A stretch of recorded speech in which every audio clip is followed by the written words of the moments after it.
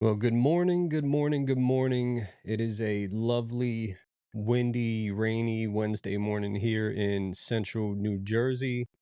Today's date is December 11th, 2024, I believe. Time is flying by quite rapidly. Yeah, I didn't advertise this. I didn't know I was going to do it. I got a few minutes, about 40 minutes before I got to get ready and go out with the wife and do some Christmas shopping. But I was thinking about New Testament Christology this morning, and I thought, you know what? Rather than make a video, let me just live stream it. Let me just talk off the cuff. None of this is prepared, but it's a subject I've been studying for quite a while. What's going on, Oscar? Yeah, very, very early stream. Very early stream. I've been up since, I don't know, quarter to six this morning, and I watched I don't know, more reactions to that Billy Carson nonsense than I could handle. So I said, should I talk about Billy Carson some more or just ignore the guy because he deserves to be ignored and talk about something important such as Christology? So that's what we're going with. We're going with New Testament Christology, different approaches to the subject, particularly in modern scholarship, right? So I have behind me, you can't really see it because the background is dark right now, but if you were to look, uh, this whole, so if you start from like that shelf there and you go down and then you go on to the next one and there's like two shelves. I have, I don't know, what is that? Four, six, like six shelves worth of books on Christology, and they span, I don't know, g- getting rid of the early church stuff, the patristic stuff, just modern scholarship. They span probably 60 years or so. So I've seen the different turns that scholarship has taken on examining the Christology of the New Testament. And I wanted to touch on some of these approaches, note their strengths, note their weaknesses, and um, give us some insight on how to approach the subject, what I think are the stronger ways of doing it, and especially as it relates to apologetics, because you're going to encounter a lot of people who have read these books and, they've picked up on the weaknesses and they're able to pick them apart.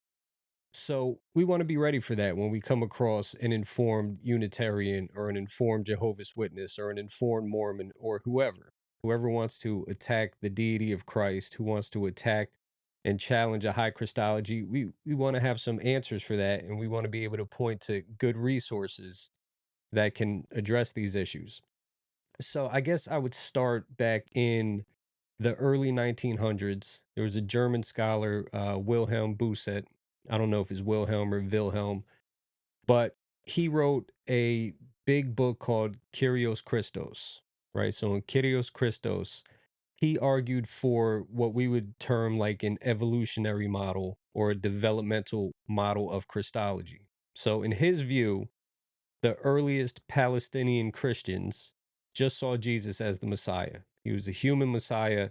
And over time, as the church became more Hellenized and as Gentiles started to flock in, they developed an understanding of Christ as Lord. So he went from being Messiah, he went from being the Christ to now being the Lord.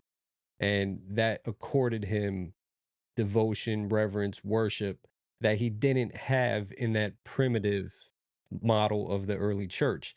Now, fast forward about 70 years, and Larry Hurtado comes along and he dedicates his career to basically overturning what Buset had stated and what's the word I want to use? Not just stated, but what he had argued for with respect to New Testament Christology. And Larry Hurtado has a number of books on the subject. He passed away a few years back. I believe it was some kind of cancer, maybe pancreatic cancer, but huge loss to the world of New Testament scholarship, huge loss to the world of scholarship on early Christology. And Hurtado didn't like to say that he was doing Christology. He liked to refer to it as devotion, Jesus devotion. So what Hurtado does is he says, okay, if we look at the earliest evidence, so we're going to look at the letters of Paul, the undisputed letters in particular. We're going to look at the Gospels, and we're going to see what it is that the early Christians really thought and said and practiced. Hey, good morning, Nina. How are you? Um, we want to look at their actual devotional practices, right? So Hurtado says from the earliest instances, when you examine Paul's epistles, we see very early on devotional language and devotional patterns that can only be described as rivaling something that was due to God and to God alone. Now, for Hurtado, he's saying that in these actual practices, now I want us to note how important this actually is because what Hurtado did that people who came before him didn't do was Hurtado took it out of the text and into real life, right? So before Hurtado comes along, in between Buset and Hurtado, you have a lot of people who come along and they want to examine what do these texts say and how do they apply, for example, titles to Jesus. So you'll read a book and it'll say, okay, well, Jesus is called Lord in the New Testament. So what does that mean?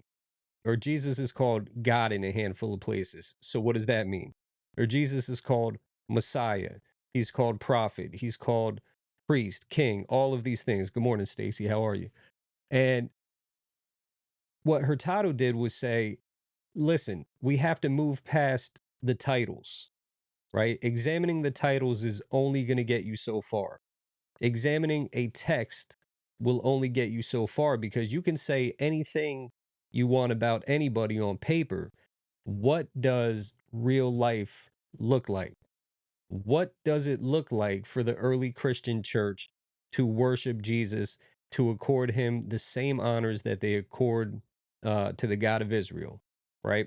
So Hurtado comes along and he says, let's look at the actual devotional practices of the early church. And when you're looking through Paul's epistles, you can see doxologies, you can see benedictions invoking the name of Jesus, you can see prayer to Jesus, you can see Jesus referred to in ways that before him only God or certain highly exalted intermediary figures, such as hypostasized divine attributes like wisdom, word, these types of things, certain figures such as the angel of the Lord.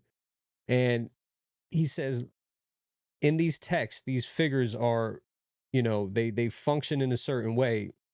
Jesus does this in real life. Not only does he do these things in real life, but he receives as a recognition of this worship that was reserved before this for God alone. So, how do we have Jesus receiving the worship that was due to God alone without violating monotheism? Now, the strength of Hurtado's work is number one, it's an inductive study, right? Like he allows what people have said to guide what he's saying. So he's allowing them to speak for themselves. He's not coming in with a prior conclusion and then forcing it on the text. He's not doing any of that. He's allowing people to speak for themselves. And in doing so, he's looking at how does this play out in real life? That's hugely important because you can say what you want about um who is it? The messianic son of man in the book of Enoch, right? You could say what you want about the Enochic son of man. You can say what you want about Metatron in these ancient pseudepigraphical texts. You can say what you want about even Moses in the Old Testament, right? God invested him with certain authority and said, you'll be God to Pharaoh. You can say what you want about these people, but on paper, it says all kinds of things about them. Yet in real life, there was never a cult to Moses, right? There was never a cult to the Enochic son of man. There was never a cult to Metatron. These things just remained ideas on paper, claims on paper. And what Hurtado is saying is in real life, there was a cult to Christ. And when I say cult, I don't mean cult like the Jehovah's Witnesses or the Mormons or anything like that. I'm saying cult as in just a religious movement, a religious group dedicated to the figure, right? So Hurtado's saying, look, real life practice bears out that whatever the texts say, it caused people to do things. Or really not even that the text caused them to do things, but the text record what they were doing. The texts record their beliefs and their practices. And what really made Hurtado brilliant was he took it a step further because Larry Hurtado was a world class textual critic.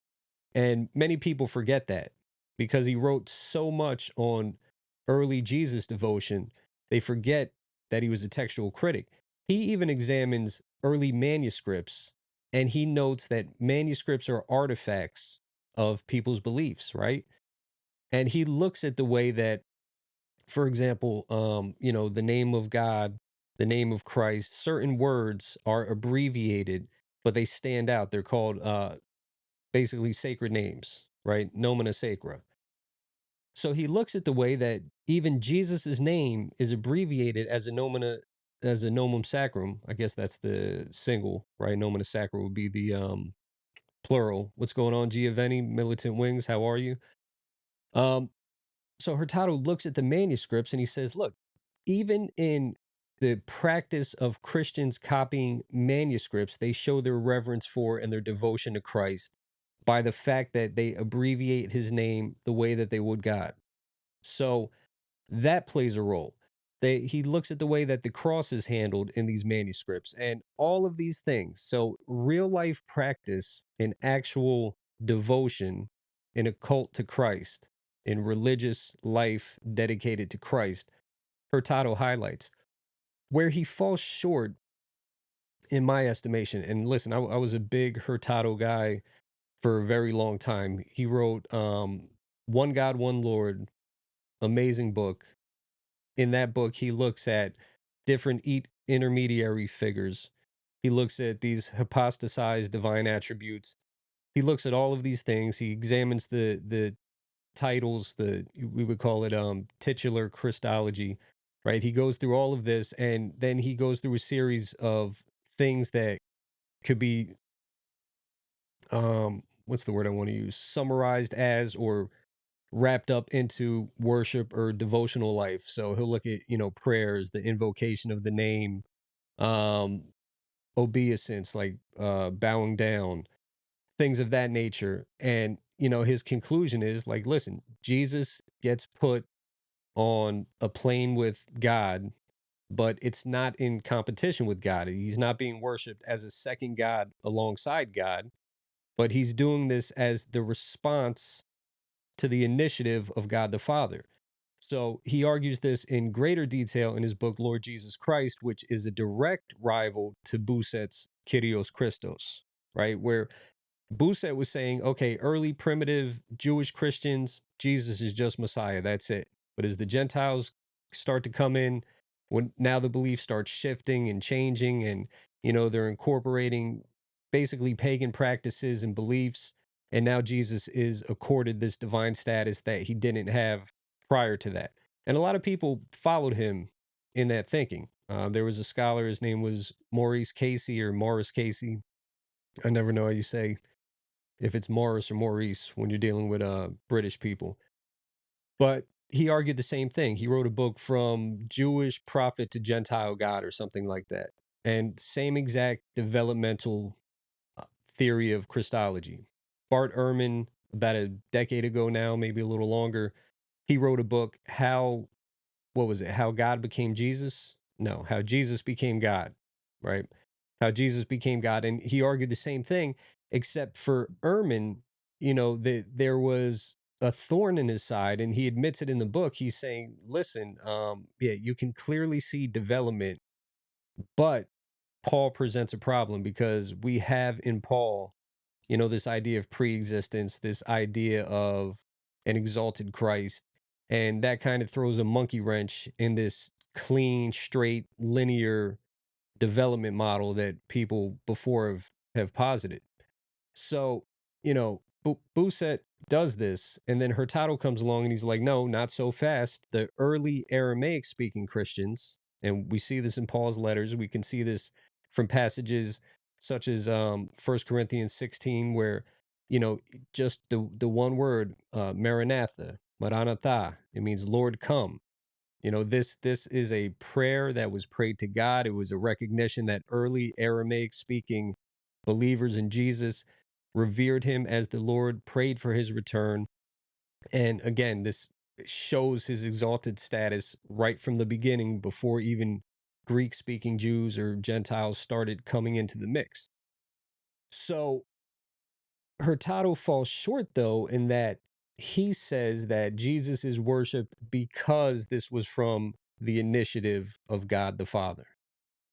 He's worshiped because God wanted it that way. So now Unitarians come along, and Unitarians are very fond of making this argument from agency. And they quote these later rabbinic texts that talk about an agent is like the one who sent them. And, it's funny, the text that they quote, it's really talking about matters of like divorce, right? So, you want to divorce your wife, you don't have to show up in person to do it. You could send your agent and they can handle the proceedings for you. And they carry all your authority and your say so to say, let me get this divorce going. Now, does that mean that just because these later texts use agency in that way, that agency isn't an ancient concept? No, not at all. We see agency in scripture. We see Jesus say that whoever receives you receives me. So it's there, right? The apostles, they were Christ's agents. Um, Obviously, Moses and Aaron, they were God's agents. Moses was like Pharaoh to God, or God to Pharaoh, reverse that. And Aaron ends up being like the prophet, right? So basically, Moses takes God's role, Aaron takes Moses's role when dealing with Pharaoh. So agency is there. The problem with agency is that the Unitarian wants to say any and everything can be attributed to it.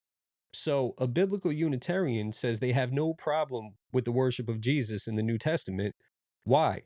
Well, because he's God's exalted agent. God wanted him to be worshiped. He delegated that to him.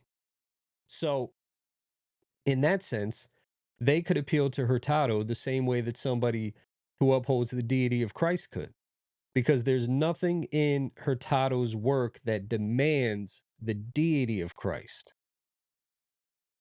All right, I'm going to say that again. There's nothing in Hurtado's work that demands the deity of Christ. Now, you can use his work as a stepping stone to get there, but he didn't quite go far enough. And Hurtado was not fond of saying that um, the Gospels, he didn't see in the Gospels what he saw in Paul, right? So he he saw all of these things that say Jesus is accorded reverence that was due to God, that he was prayed to, that he was invoked in certain situations, all of these things. But when it gets to the Gospels, he sees the Gospels as being late. He looks at the Gospels as reflecting the beliefs of various communities. He was very much into the community hypothesis, which was another shortcoming of his work.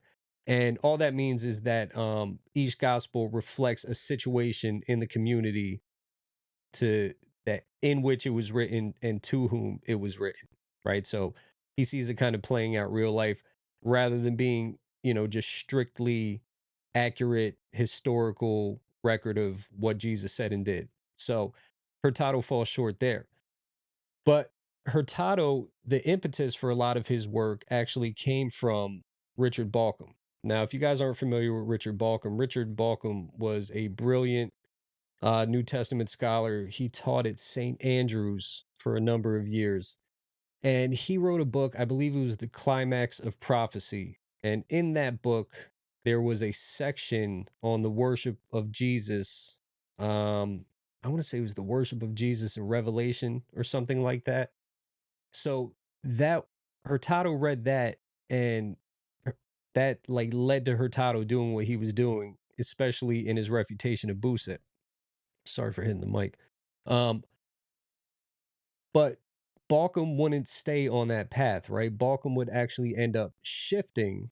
And then Balkum, his work, which you could see in a book called God Crucified, and then that was later reprinted along with a bunch of essays from other works and some new material as what was it called? It was called Jesus and the God of Israel. It was God Crucified and Other Essays, something like that. So in that work, what Richard Balcom is doing is he's saying, okay, let's look at the ways that God is viewed in the Old Testament, in the intertestamental literature, in ancient Second Temple Jewish writings that aren't in the canon of Scripture. Let's look at all of that. And now let's look at Jesus and see if Jesus is somehow identified with God. So he looks at this material and he says, okay, you could see that Yahweh's uniqueness is exemplified in his being creator of all and his being sovereign ruler over all. And then there's another leg of the argument that he never really focuses in on and drills down on, which would have strengthened his argument a bunch. But that was his his relationship to his covenant people, right? So Balkan, for the most part, he says, all right, we're going to look at God as creator and a sovereign ruler. Well, now we get to Jesus, and we can see that Jesus is now somehow included in this unique divine identity because Jesus is portrayed as creator and sovereign ruler of all. And Balcom's work, it's brilliant. And he goes through the New Testament in painstaking detail, and he shows all of these elements that have Jesus included in this so called divine identity. But the weakness of Balcom's work is, aside from not focusing on that other leg of the argument, namely Yahweh's relationship to his covenant people, but he creates this category of unique divine identity that hadn't been used before him. And he says that this helps to get away from later Christological debates over ontology. So he doesn't want to focus on what Jesus is as to his nature. He's not concerned with, one ousia, three hypostases.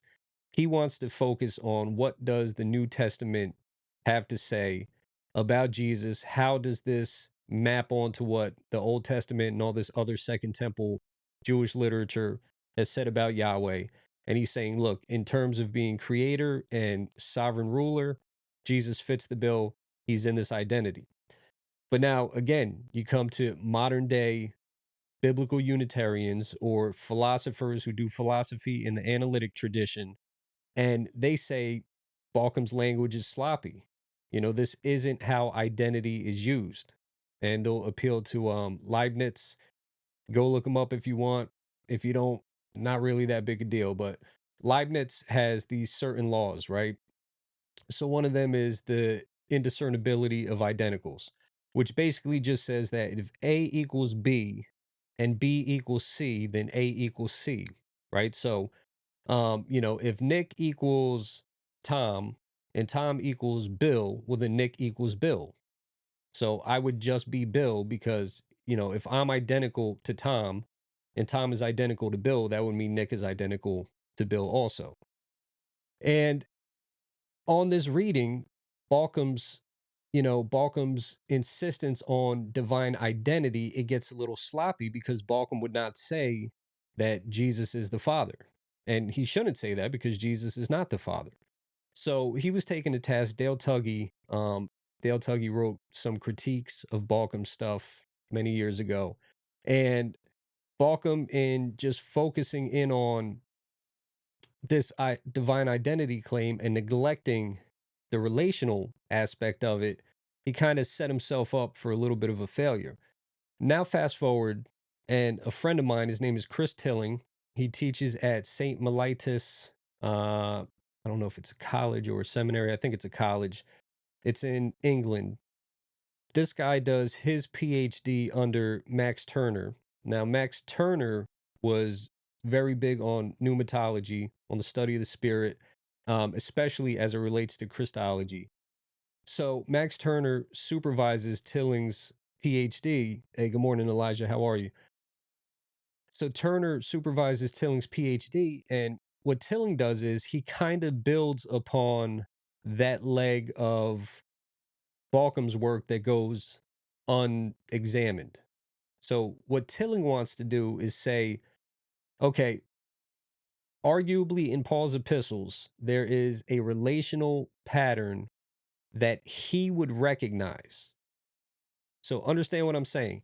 It's not as if, like, you know how we come to the text all of these years later. We're reading the Bible 2000 years removed from the original audience.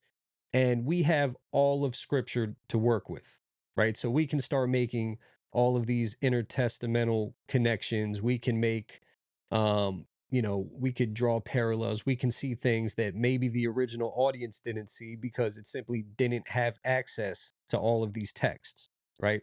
So we got to understand the very earliest Christians, they didn't have all of the books of the New Testament. That would happen later. I mean, they couldn't have them, right? Because there are Christians who died before much of the New Testament was written. So they couldn't make the connections that we make. So what Tilling is arguing is that not only would Paul recognize this pattern that we see, but Paul intentionally put it there. Appreciate it, Giovanni. And what Tilling does is he says, okay, let's look at the relational pattern that exists between Jesus and the church. And let's see if we can see this anywhere else. And we do see it somewhere else. We see it in the relationship that exists between Yahweh and Israel, right? So Tilling's focus, he's not focusing on titles, right? Because again, any detractor of a high Christology, and when I say high Christology, I mean a Christology in which Jesus is divine, a Christology in which Jesus is God. Okay. So high Christology is a divine Christology. What's going on, Jonah? And low Christology is you have a purely human Jesus. This is not to be confused with the terms Christology from above and Christology from below, because these often get equated, but they're not the same thing. So a Christology from below just starts with, okay, here's Jesus. Here's what the earliest people said and believed about him. Here's how it develops into this other you start from the ground, you start from the incarnation and you move forward, whereas a Christology from above, you start from pre-existence and you work backwards. But a Christology from below and a Christology from above can both result in a high Christology. So just because it's Christology from below doesn't mean it's not high Christology. All right, hope that wasn't too confusing, because I'm kind of confusing myself even in the way I explained it. But Tilling says, okay, so we see this pattern of language, not just language, but also devotional practices, because he'll say, let's take the strengths from Hurtado. So Hurtado has this emphasis on real life worship, real life devotion, things like, again, prayer, invoking the name, actually bowing down.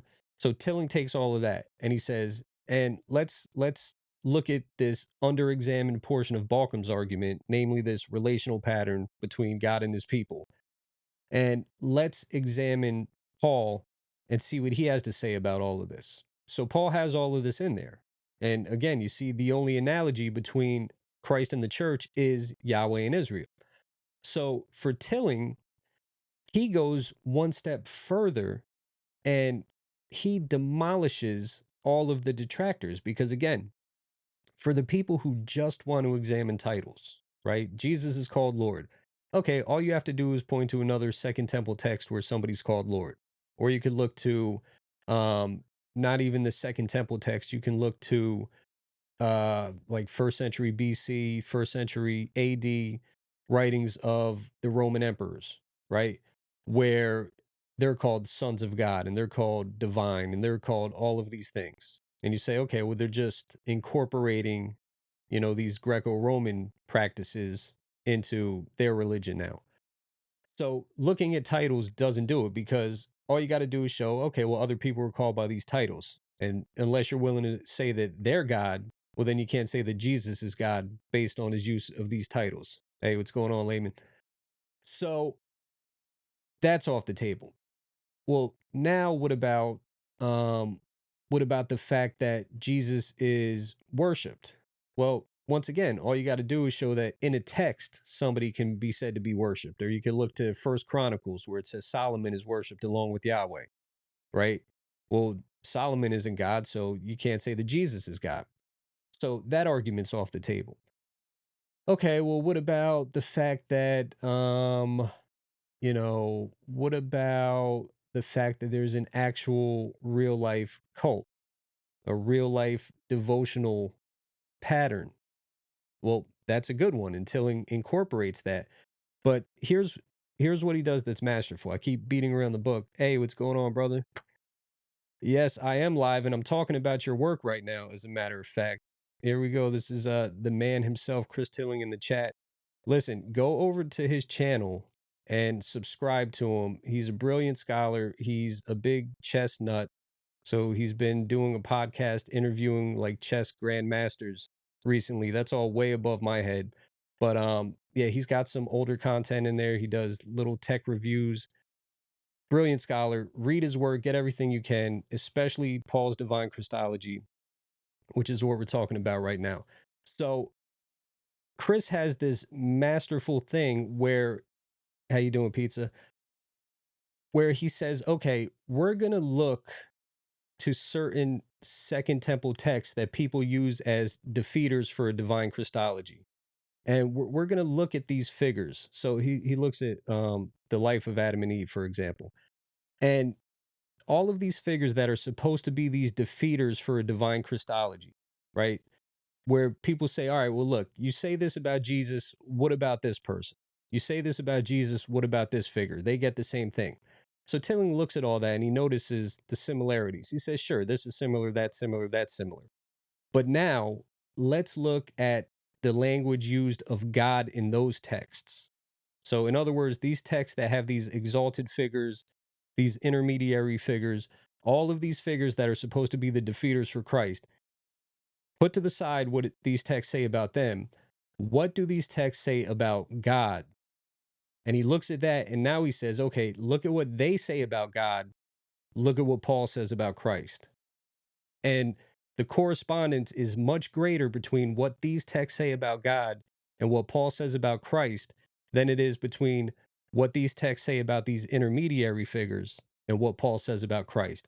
So he totally demolishes that line of argumentation, right? There's no unseeing it once you've seen it.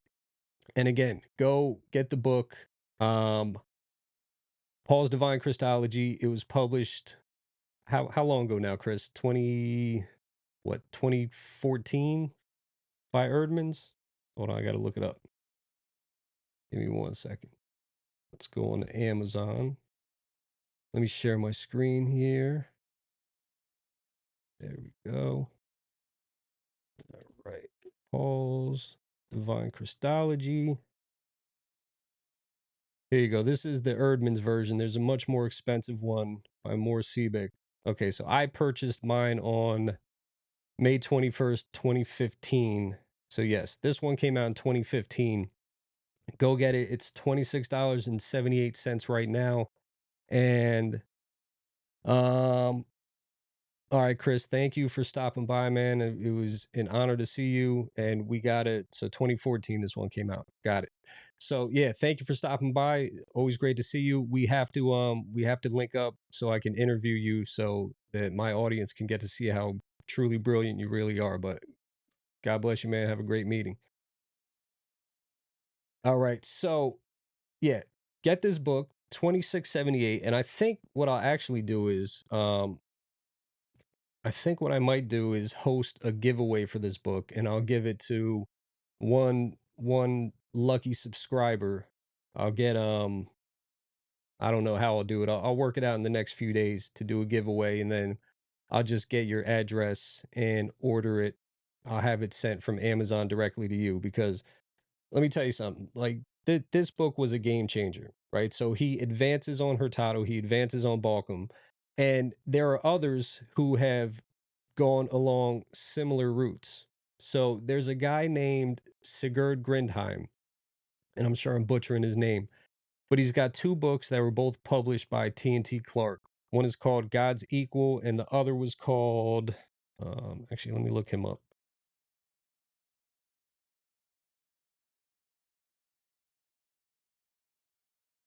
Let me see. Sigurd Grindheim.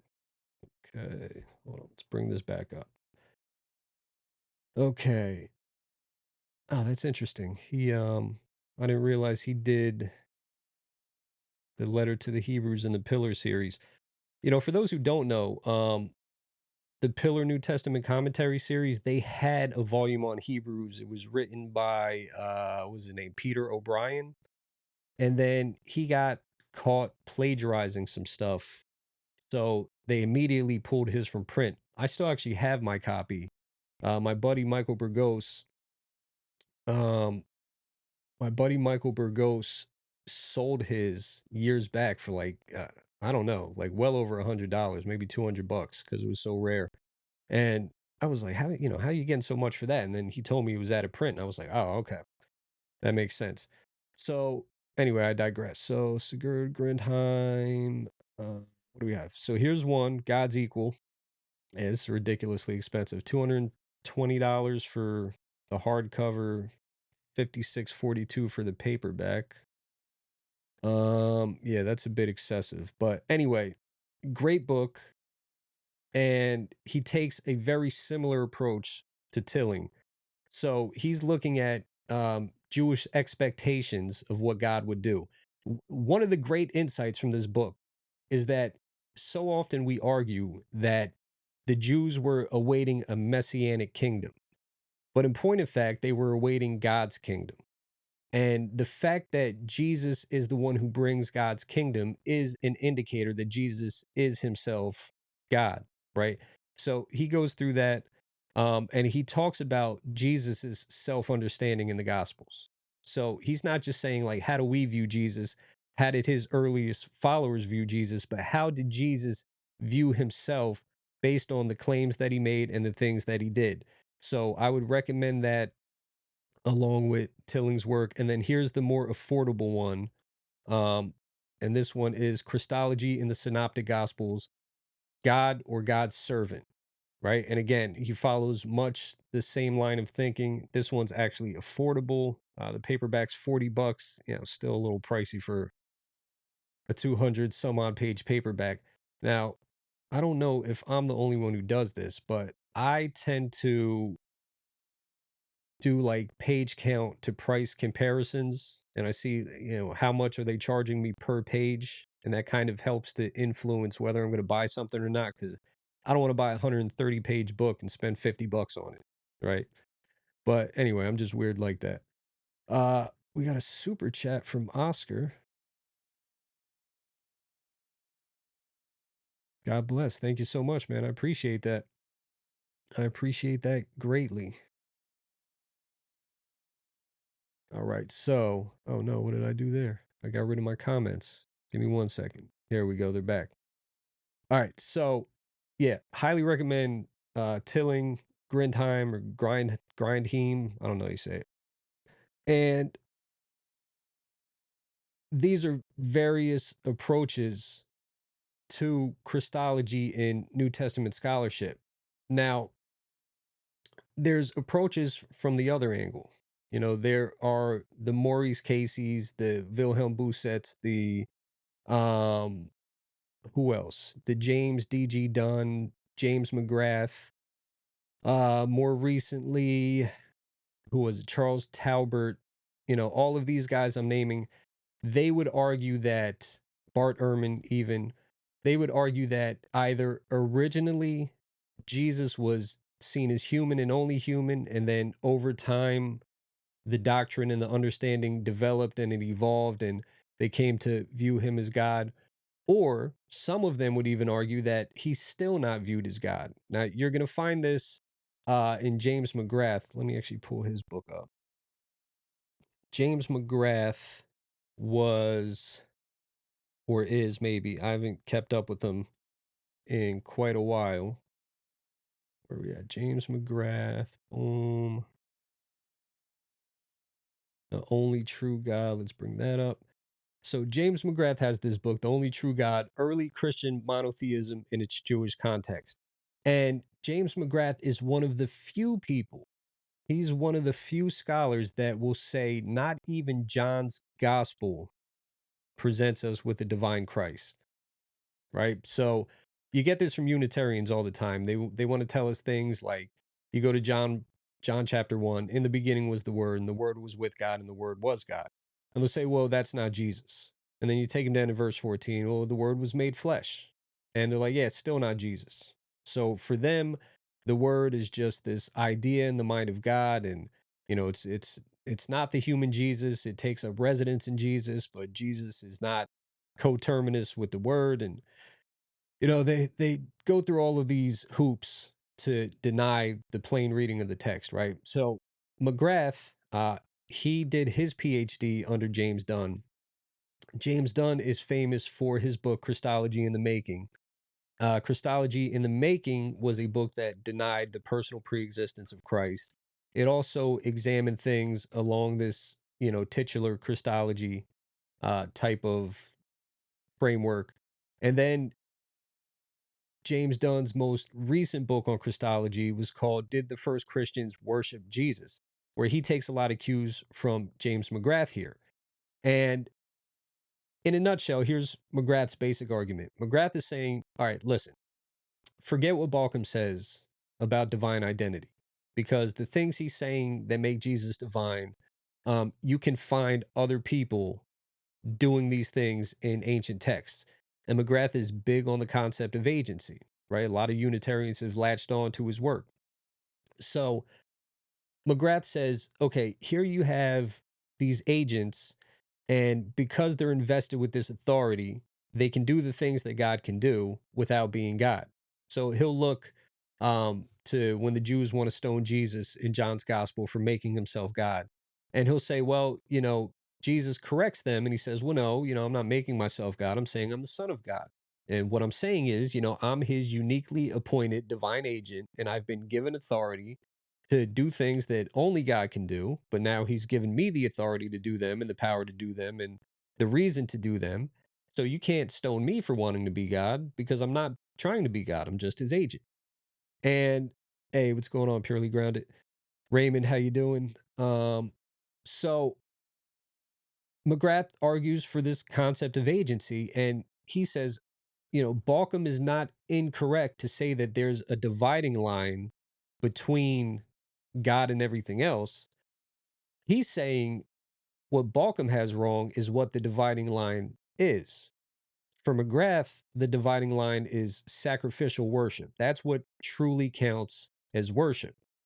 So because it's sacrificial worship, and I I reviewed this book many years ago. Let me actually pull it up here. If you go to my blog, and I do have a blog, folks, it's rdtwot.wordpress.com. And let me see. I got, a couple hundred book reviews on there.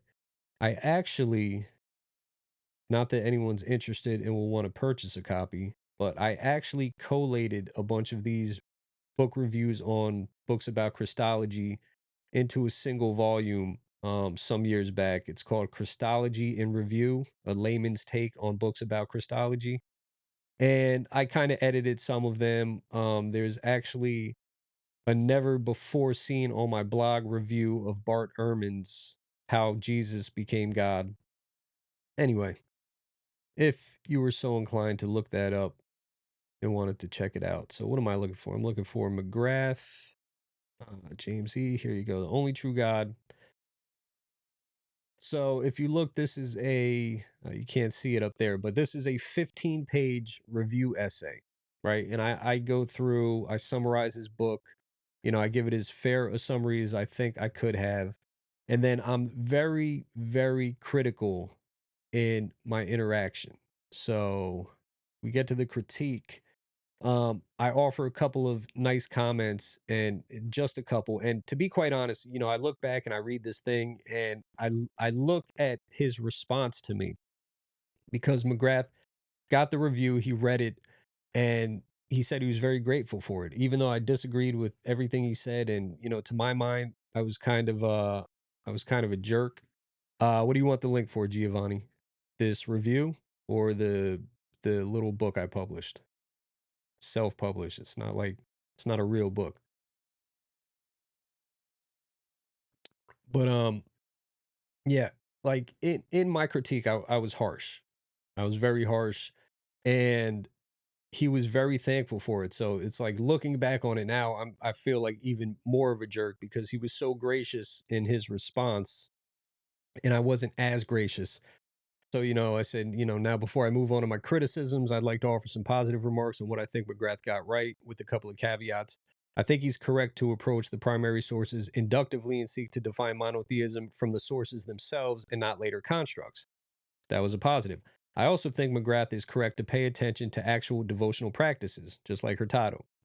Although his investigation is unbalanced in that he gives too much weight to devotional practices at the rhetorical level, by which I mean he focuses on texts that talk about people being worshiped rather than actual lived realities. I will do that, Giovanni. Um, and I said, and this is where my positive assessment ends. I'll now focus on the most extreme points of disagreement. And then I was pretty hard on him from the rest. But this first section here on sacrificial worship, I have kind of come around on that over the years. So this was written, let me see, what year was this written? This was written in 2010. So 14 years ago, excuse me, 14 years ago, I reviewed this book. And McGrath, again, he draws the line on worship at sacrifice. And I was very, very hard set against that back then. And in my critique, I'm like, okay, he's following a guy named J. Lionel North. J. Lionel North contributed an essay to a book called Jesus and the Worship of God. Or I'm sorry, the book was Early Jewish and Christian, Early Jewish and Christian Monotheism. Right, again, another TNT Clark book, stupid expensive. For the record, the only reason I have a ton of super expensive books is because publishers used to send them to me for review for free. Had they not, there's no way I could have afforded all of this stuff. You're charging people $100 for a paper book. It's ridiculous. So anyways, so J. Lionel North, he writes this essay, Jesus and Worship, God and Sacrifice, in this book. And in it, he's saying, all right, look, sacrifice is the dividing line. Okay, sacrifice is what constitutes worship. Jesus never received sacrifice, therefore Jesus is never worshiped. Um, McGrath follows that same line of argument. He's saying Jesus never received sacrifice, therefore Jesus is never worshiped. Now, where him and North differ is that North admits that once the temple was destroyed, what sacrifice looked like changed. So North will say, okay, well, the Jews still were able to offer sacrifice in the form of prayer, right? So on that reading, obviously prayer was offered to Jesus in the New Testament, so we could say that Jesus received that type of sacrifice. Um, yeah, militant. Amen. Yeah, and to be quite honest, sometimes I'll actually go back and review my reviews rather than just picking a book up off the shelf and running through that again because it's much easier for me to get my summary of what I thought of the book than um to redo it. So, in any event, so North is saying, all right, you have prayers. So I was like, okay, well, Jesus receives prayer in the New Testament. McGrath is like, nope, prayer doesn't count. No good. If it's not animal sacrifice, it's not worship. I I have since come to be much more sympathetic to that view. From reading the Old Testament, you can see that worship, there are a lot of acts that when they accompany sacrifice, when they accompany temple service, yes, they're worshipful acts because of what they go with. But the mere act of bowing down in front of somebody, that's not worship, right? Merely praying apart from anything else is not worship proper. So, worship proper is sacrifice offered to the God of Israel or any other God. And usually, what goes along with that, almost always, if not always, what goes along with that is eating a meal in the presence of that God. And, we can go through Exodus, Deuteronomy, um, even some of the historical books. We see this all over the Old Testament, but not only do we see it all over the Old Testament, we see it all over. Hey, what's going on, Shake? Um, we don't just see it in the Old Testament, we see it all over the ancient world, right? That is what sacrifice and worship look like. You sacrifice to your God and then you eat that meal in the presence of your God. Because sacrifice, it's not just like, all right, let me slaughter an animal and leave it laying there. No, you slaughter it, you cook it, you eat it. Okay. Hey, what's up, Raymond? Yeah, exactly. You have to eat it too.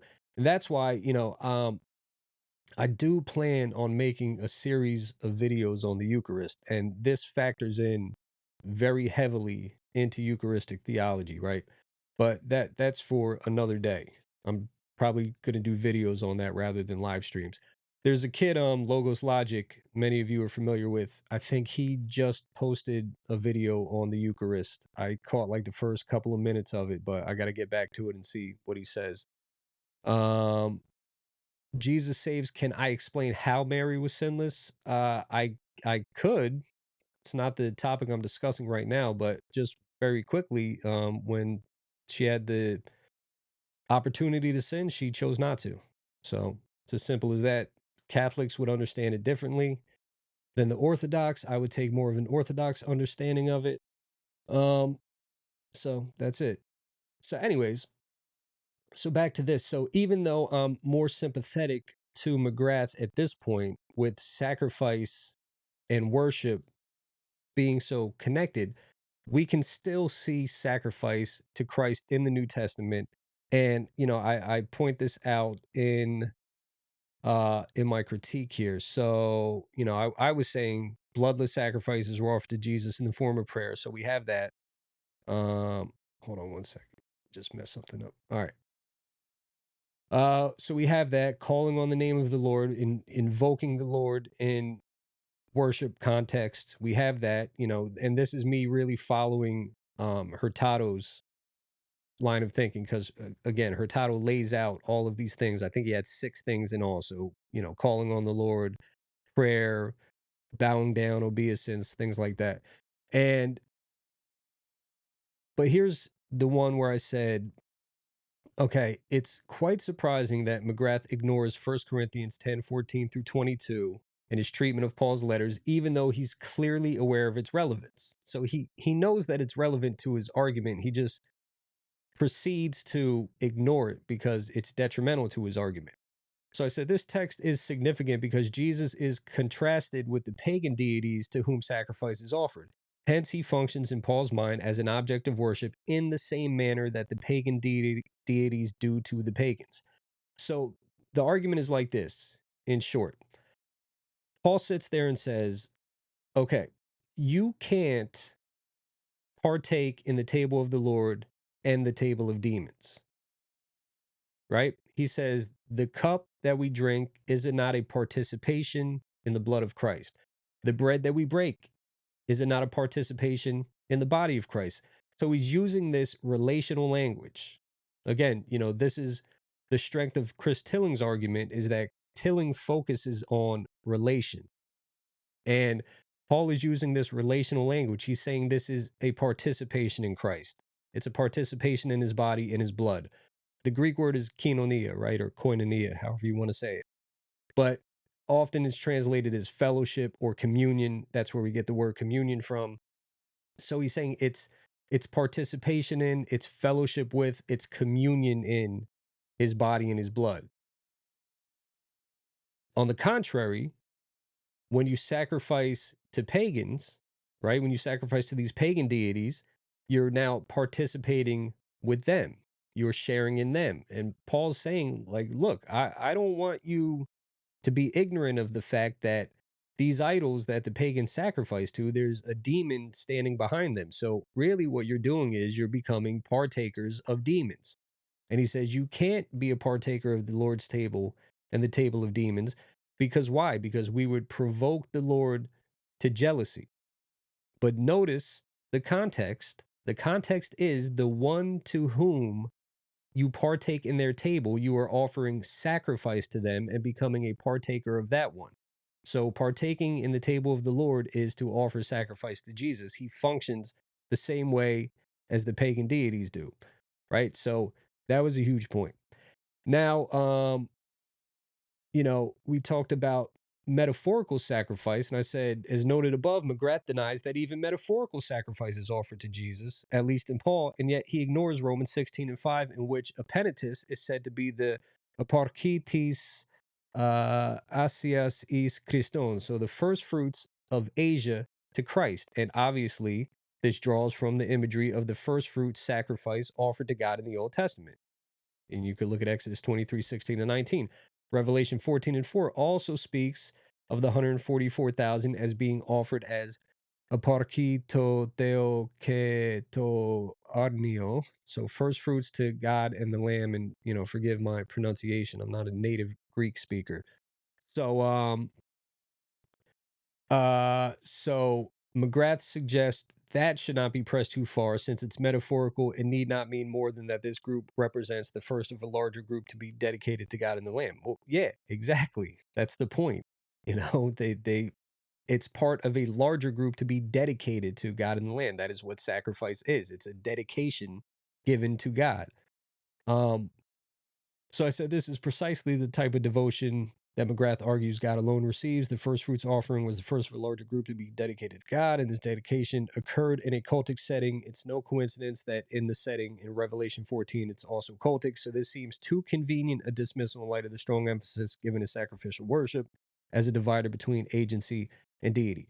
So in any event, so I say all this to say that I'm more sympathetic to what McGrath is saying now, but Jesus still fits the bill, right? Jesus still receives sacrifice. Now, obviously, there's not a temple. There's not, if the type of sacrifice that McGrath was arguing for in this book was the case, then we could say that Gentiles didn't even worship God. Gentile Christians didn't even worship God because there was no mechanism for the early Christian Gentiles to sacrifice to God the Father, right? They had no part in the temple service. So, his argument fell flat on that point. But my point is Jesus receives this worship through sacrifice. And that's why Paul tells us present our bodies a living sacrifice, holy and acceptable unto God. This is our reasonable service, right? And that word service is the same word used all throughout the Old Testament for worship, right? So worship is not simply listening to your favorite Christian song, throwing your hands up and singing, right? Worship is sacrifice. Sacrifice takes different forms now that there's no temple and now that Christ is the once for all sacrifice. um but again, I'll do a series of videos on the Eucharist and we'll dive deep into that kind of stuff. So I say all that to say this: the developmental shifts in Christology, let me go back full screen here. The shifts in Christology from Bousset back in, I think it was 1913, up until now, um they've shifted a lot, and they've shifted in a very good direction to my mind. Now recently, you can go back a few videos ago on my channel, and I did a brief video recommending a book called The Incarnate Christ and His Critics, Biblical Defense of the Deity of Christ, I think, or The Incarnation of Christ. I forget the subtitle. This is J. Ed Komashevsky and Robert M. Bowman Jr. They answer all of these type of arguments and more. And what they do is they incorporate all of these lines of argument. So they'll incorporate the Hurtado type arguments from cultic devotion. They'll incorporate the divine identity stuff from Balcom. They'll incorporate the relational stuff from Tilling. All of this and more in order to mount this assault from every angle that just totally demolishes every type of deity of Christ denying argument from every type of, Unitarian, non Christian heretic that you come across. So I highly recommend this book. I don't even know how many chapters in right now, but it's a huge book. There's like 38 chapters, and I'm probably about a third of the way through, maybe a little more. And it's brilliant, it's easy to understand, it's rigorous. You know, if you have just a little bit of familiarity with the subject matter, you'll do fine. Even if you're completely ignorant of it, I think they do a good enough job of explaining what they're talking about that you could pick up pretty quickly. So it's called The Incarnate Christ and His Critics. Um, for whatever reason, it's like sold out on Amazon. So I guess it's that popular. I don't think it's going to be shipping until January, but if you could pre-order it, I highly recommend doing that. And they follow a very easy to memorize acronym called HANDS. So HANDS is stands for H is for honors. So they go through how Jesus receives the honors that are due to God alone, right? A is attributes. So here Jesus is, and he possesses all of these divine attributes. Now, again, your Unitarian detractors are just going to say, well, agency, agency. Yeah, you can receive the honor that God wants because God gave it to him. Well, not so fast because you can't receive sacrifice as an agent. It's not doable, right? That would be idolatry. And if you can receive sacrifices as an agent, then you have to explain to us what is the significant difference between an exalted agent of God and God Himself? What actually separates the two? If it's not sacrifice, if it's not honors, if it's not all of these other things, then what is the actual difference? And if you're going to say, well, one's the creator and the other's created, great, fantastic. Well, then all we have to do is show you how the New Testament tells us that Jesus is the creator. And that's very easy to do. We have John 1, we have Hebrews 1, we have Colossians 1, we have Revelation 3. We have all of these texts. And there's a guy named Sean McDonough, right? Sean McDonough wrote this book, Christ is Creator. Again, it's going to be another expensive one. It's Oxford University Press. And he does this annoying thing where he doesn't translate foreign languages. So he'll quote like Germans in German rather than just giving us a translation of it. Not everybody's going to speak German. So, um, but he'll bring up more obscure texts that show how Christ is the creator. Like all the obvious ones we know, Unitarians know that we know them and they come up with these contrived arguments against them. But he's going to show lesser known and reacted to ones and bring those up to your Unitarian interlocutors and see how they deal with those. So, anyways, but if there's no difference between God and his agent, then every agent is God and God is every agent. It proves so much that it proves absolutely nothing. So the argument for agency, it's lame. Get rid of it. Michael Brown did it many years ago. Chris Claus just did it in a recent debate where the question is, all right, you if you send me as your agent, well then can I sleep with your wife? Does an agent have that prerogative?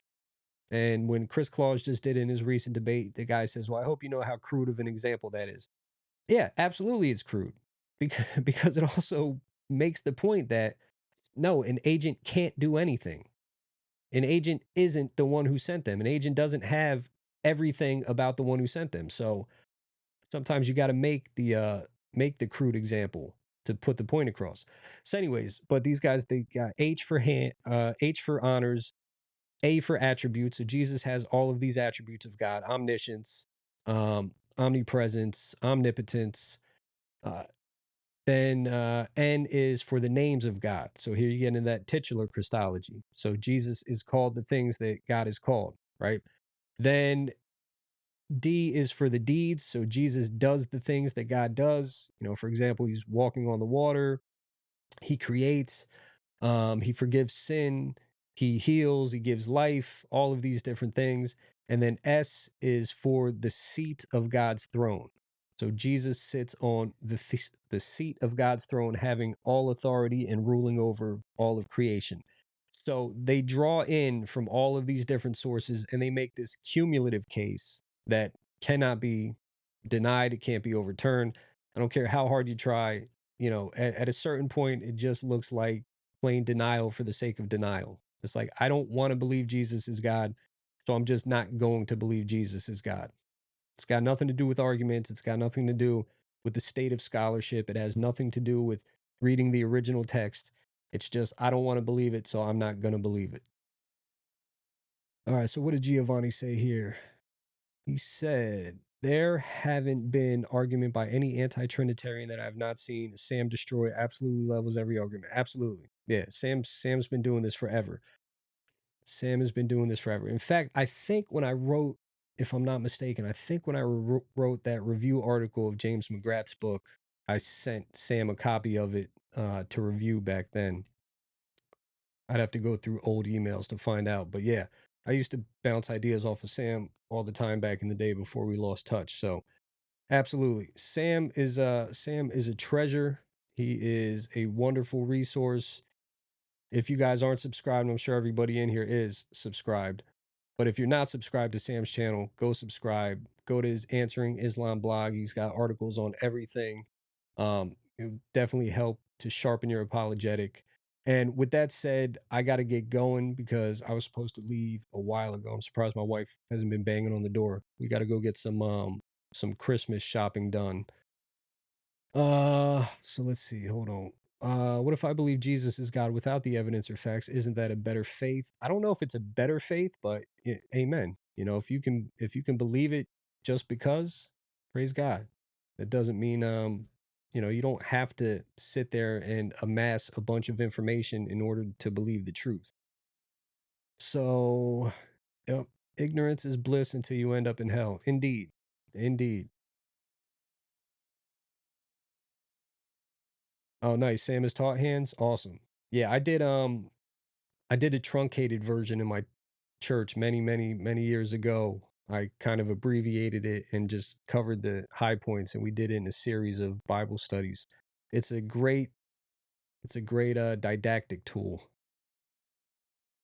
Yeah, it's weird that people don't want to accept that he's God. I really don't get what's so hard about that. God coming into the world to die for us is something every single other religion don't have. Yeah, I think what's hard about it is people want a God created in their image and their likeness, right? They want Jesus to look like them, otherwise they somehow can't identify with him.